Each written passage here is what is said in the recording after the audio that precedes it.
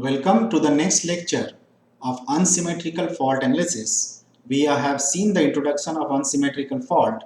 Now we will start with single line to ground fault, or what is known as LG fault. So generally it is represented by LG fault. LG fault means only one line is involved and it is sorted with respect to ground. So LG fault are the most common type of fault, and it is caused by lightning by the conductors making contact with the ground structure. So if you have a three-phase line and any one of the line is grounded, then it is known as an LG fault, and this fault is the most common type. It is due to the cost of lightning or breaking of the conductor and sorting to the grounded structure.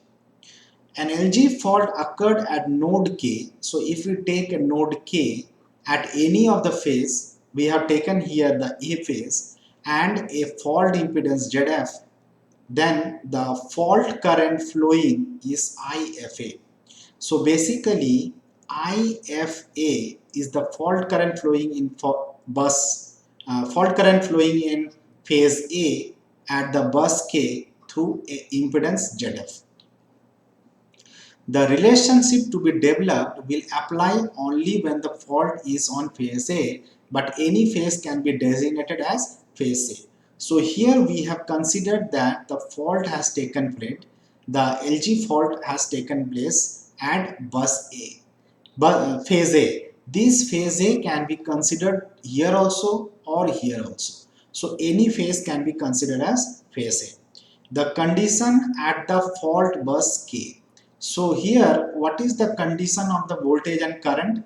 So since the bus K is not involved with phase B and phase C, we will know that IFB and IFC will be equal to 0. This current, which is for the other phases B and C, will be 0, and the voltage of the phase A at the K bus will be equal to ZF into the current. So here what is the voltage drop? The impedance multiplied with the current, that will give you the voltage of the kth bus at phase A. The symmetrical components of the current are, so considering the fault current at the two phases B and C to be equal to 0, we can compute the symmetrical current.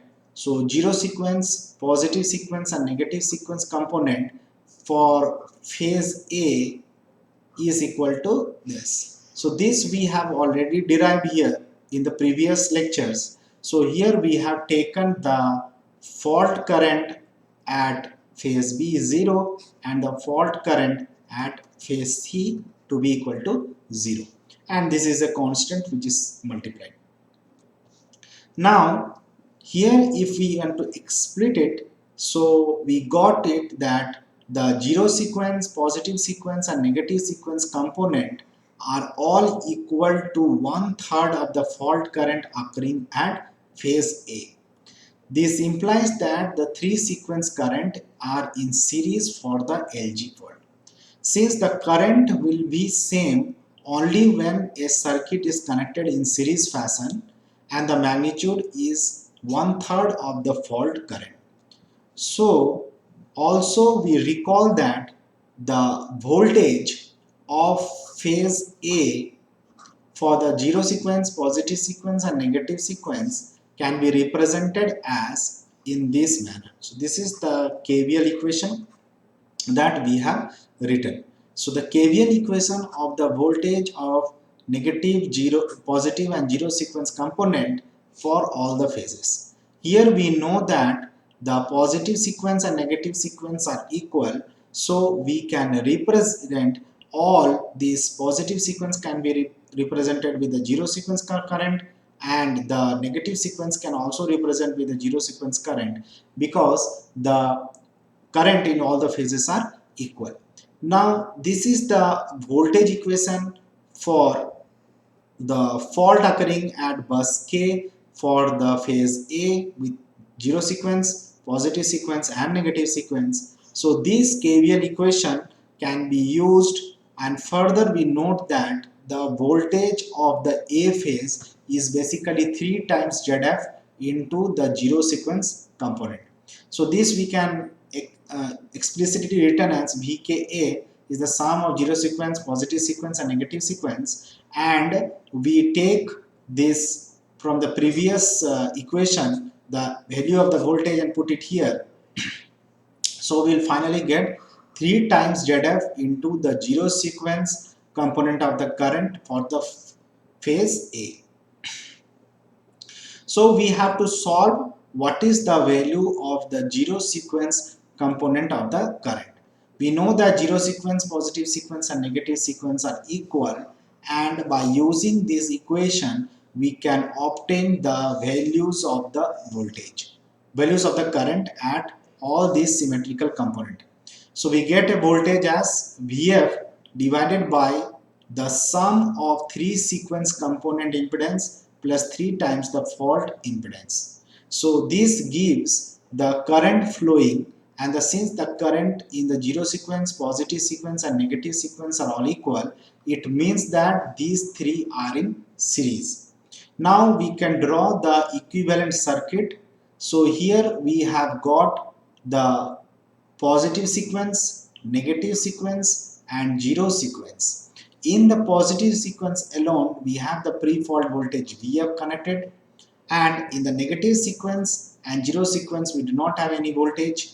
Now since the current in all the phases are equal, it is connected in series. So it is connected in series in this manner, and here we have shown that all the sequence component current direction, if we choose, it is in this manner, which are all equal. And we can write the voltage of the fault bus K in the Ath phase here, voltage of the fault bus K for the negative sequence, and voltage of the fault bus K at the zero sequence, which we have obtained in the previous equation. So this voltage, the pre-fault voltage minus the drop in this part will give you this voltage, and the drop of this will give you this voltage, and the drop of this negative sequence current will give you this phase. So here you have 3 ZF, which is the fault impedance. So this completes the signal line to ground fault analysis with the help of the symmetrical components. In the next class, we are going to deal with the line to line fault. Thank you.